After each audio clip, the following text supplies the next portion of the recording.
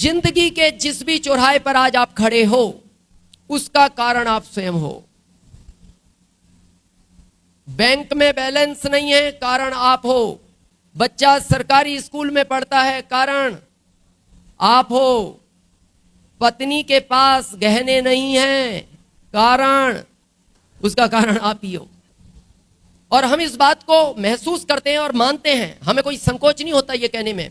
23 साल पहले हम गरीब थे, उसका कारण हम स्वयं थे, और आज हम अमीर हैं, उसका कारण भी हम स्वयं हैं। अभी आपने सुना 4 महीने में रॉयल्टी, लोगों को 1 साल हो गया। हम लिखित में देते हैं कि 2030 तक, आज आरसीएम ज्वाइन करने वाला 2030 तक डायमंड बन सकता है, लेकिन उसकी इच्छा होनी चाहिए, उसका क्यों क्लियर होना चाहिए। अगर क्यों क्लियर है तो आप 3 महीने में रॉयल्टी ले सकते हो, और ये क्यों कभी भी क्लियर हो सकता है, और आज बहुत लोगों का होगा। इस क्यों को समझिए, जब क्लियर होता है तो क्या चमत्कार होता है। एक 28 साल का व्यक्ति था, पढ़ाई लिखाई अच्छी हुई, प्रोफेसर बन गए कॉलेज में, अकेले थे, माता पिता के कोई और भाई बहन नहीं थे। पिताजी सरकारी टीचर थे, माताजी प्राइवेट टीचर थी। वो प्रोफेसर हो गए, परिवार पढ़ा लिखा था। प्रोफेसर साहब की सगाई तय हुई, 2 साल बाद शादी हो गई, यानी 30 साल की उम्र में। जब पत्नी घर आई तो उन्होंने पत्नी को पूछा, तुम कहां तक पढ़ी हो। तो पत्नी ने कहा, यह पढ़ाई क्या होती है। तो प्रोफेसर साहब टेंशन में आ गए, बोले इसका मतलब अनपढ़ है। और उनको दुख इस बात का हुआ, परिवार में मां भी टीचर है और ये अनपढ़, तो कहीं रिश्तेदारी में जब परिचय होगा तो इसको शर्मिंदगी महसूस होगी जब इसका परिचय देंगे। तो उन्होंने कहा, कोई बात नहीं, गलती हो जाती है, तुम चिंता मत करो, मैं पढ़ाऊंगा। तो उस पत्नी ने कहा, मैं पढ़ना नहीं चाहती। प्रोफेसर साहब क्यों पढ़ाना चाहते थे, वो पढ़ाई का भविष्य जानते थे। आप भी अपने दोस्त और रिश्तेदार को आरसीएम क्यों कराना चाहते हो, क्योंकि आप इसका भविष्य जानते हो। लेकिन उसकी इच्छा नहीं है, क्योंकि उसका क्यों क्लियर नहीं। तो उस पत्नी ने कहा, देखो आप मेरे से पढ़ाई उड़ाई की ज्यादा बात मत करो, मेरे माता पिता ने भी की, मेरे को अच्छा नहीं लगता था, मैं नहीं पढ़ी तो नहीं पढ़ी। लेकिन प्रोफेसर साहब बार बार कहते थे, तुम्हें पढ़ाई में शर्म आती है, रूम में बैठ के पढ़ेंगे, ज्यादा शर्म आती है रूम बंद करके पढ़ाएंगे, लेकिन तुम पढ़ो। क्योंकि मान लो अगर मैं घर नहीं हूं और तुम्हें अपने महके जाना है, तो तुम्हें यह तो पता होना चाहिए ये बस कहां से कहां जाएगी, इतना तो पढ़ो। बहुत कोशिश की, लेकिन पत्नी जिद पर थी, मैं पढ़ना नहीं चाहती। कई बार आपके दोस्त रिश्तेदार के आप भी पीछे पड़ते हो, लेकिन वो कहता है, यार देखो तुम दूसरी कोई बात करो, इसकी बात मत करो। लेकिन प्रोफेसर साहब के अंदर भाव था पढ़ाने का। क्यों था, भविष्य जानते थे। तो एक दिन प्रोफेसर साहब ने थोड़ा सा दबाव बनाया, तुम समझती नहीं, पढ़ना ही पड़ेगा। तो पत्नी बोलती है, मैं 10 दिन का भोजन एक साथ बनाऊंगी, और 10 दिन तक भोजन नहीं बनाऊंगी अगर दोबारा पढ़ाई का नाम लिया। तो फिर वो चुप हो गए, क्योंकि रहना उसी परिवार में है, जिंदगी लंबी है, चुप हो गए। आपके साथ भी ऐसा कई बार होता है, जब आप अपने रिश्तेदार दोस्त को ज्यादा प्रेशर करते हो, तो पता है वो क्या बोलता है, तूने दोबारा आरसीएम का नाम लिया, मैं फोन नहीं उठाऊंगा तेरा। तो आप क्या बोलते हो, फोन उठाना, अब मैं बात नहीं करूंगा। प्रोफेसर साहब ने भी उस दिन से बात करना बंद कर दिया। कुछ दिन के बाद उनकी पत्नी के 2 जुड़वा बच्चे पैदा हुए, बेटा और बेटी। बच्चे जब 10 साल के हो गए तो मां 40 साल की हो गई। तो एक दिन प्रोफेसर साहब ने बच्चों को कहा, एक बार तुम भी अपनी मां को समझाओ। और मां बच्चों से प्यार करती है और बच्चों का कहना भी मानती है। तो बेटा एक बार तुम भी कोशिश करो, मैंने तो बहुत कोशिश की। तो एक दिन बच्चों ने बैठ के कहा, मां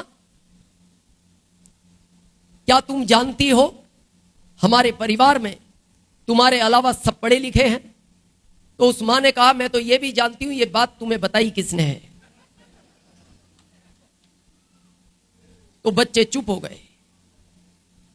बच्चों ने कहा, मां क्या विचार है। बोले, विचार नहीं, नाम भी नहीं लेना, अगर तुमने पढ़ाई का नाम लिया मैं अभी बोर्डिंग भेज दूंगी तुम्हें। मेरा विचार था और 10 साल बाद भेजूं, और तुम्हें भी मेरे हाथ का भोजन अच्छा नहीं लगता तो मैं अभी भेजूंगी। तो बच्चे चुप हो गए। बच्चों ने अपने पिता को कहा, मां से बात नहीं करना पढ़ाई की। बच्चे बड़े हुए, 20 साल के हो गए, बोर्डिंग चले गए। मां हो गई 50 साल की। प्रोफेसर साहब के अंदर भाव तो वही था, क्या पढ़नी चाहिए। आपके अंदर भी आखिरी तक रहता है। जब भी आपका रिश्तेदार दोस्त मिलता है तो आप पता है उसको क्या बोलते हो, देखो मैंने तुमसे वादा किया है, अब मैं इसकी बात तो नहीं करूंगा, पर फिर भी एक बार विचार करना।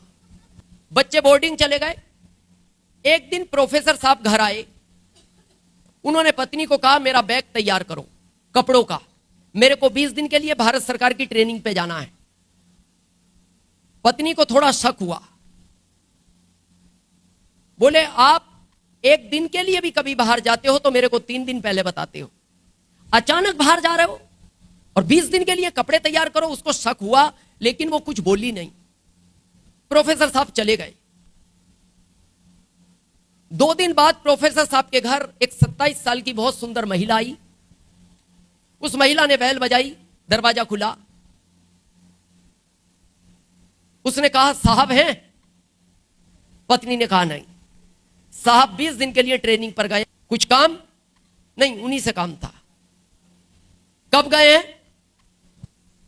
2 दिन पहले। तो वो महिला बोलती है कल तो बाजार में मिले थे, साथ में चाय पी, आज मिलने का वादा किया था, नहीं मिले तो मैं ढूंढते ढूंढते घर आई हूं। अब उसको जो शक था वो उसका विश्वास में बदल गया, लेकिन फिर भी वो कुछ बोली नहीं। उस 27 साल की महिला ने अपने पर्स से एक चिट्ठी निकाली और देते हुए बोली जब भी साहब आए उनको दे देना और उनको कहना अकेले में ही पढ़े और तुम में से कोई पढ़ना मत। अब उसका जो विश्वास था और पक्का हो गया। अब उसके मन में 2 विचार आए, पड़ोसियों से पढ़वा लूं, सब पढ़े लिखे हैं। लेकिन फिर उसको लगा अगर इस चिट्ठी में कुछ गलत लिखा हुआ तो मेरे पति की वैल्यू हमेशा के लिए पड़ोस में खत्म हो जाएगी। फिर दूसरा विचार आया, बच्चों से पढ़वा लूं, घर की बात है, घर में रहेगी। लेकिन फिर उसको लगा कि अगर इस चिट्ठी में कुछ गलत लिखा हुआ तो पिता की इज्जत बच्चों के अंदर हमेशा के लिए खत्म हो जाएगी। उसने वो चिट्ठी चुपचाप ली, अपनी अलमारी खोली, अपने कपड़ों के बीच में उसको ऐसी जगह छिपा दिया जहां किसी को ना मिले। उसके बाद बच्चों को फोन लगाया, बेटा घर आ सकते हो क्या? बच्चों ने कहा मां अचानक क्या हुआ? बोले नहीं, पहले तुम ये बताओ आ सकते हो क्या? बच्चों ने कहा मां 2 दिन बाद एग्जाम है, अभी 2 दिन की छुट्टी है, कुछ अर्जेंट हो तो आ सकते हैं। हाँ बोले बेटा अर्जेंट ही है। मां काम बताओ? बोले नहीं नहीं, आओ तो ही बात करूंगी। बच्चे भागे भागे घर आए। बच्चों ने कहा मां अचानक क्या हुआ? तो वो मां बोलती है बेटा मैं पढ़ना चाहती हूं। क्यों पढ़ना चाहती थी वो? क्योंकि अब उसका क्यों क्लियर हुआ था। किस उम्र में हुआ? 50 साल। जबकि इसके लिए बहुत बार ताकत लगाई गई, लेकिन उसका अंदर से क्यों क्लियर नहीं था?